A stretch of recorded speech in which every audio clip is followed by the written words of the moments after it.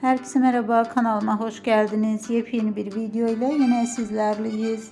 Aytaç Şaşmaz, Helin Kandemir ve Barış Baktaş gibi başarılı oyuncuların yer aldığı Sevdiğim Sensin dizisi tarihi reyting açılışı yaparak zirveye oturdu.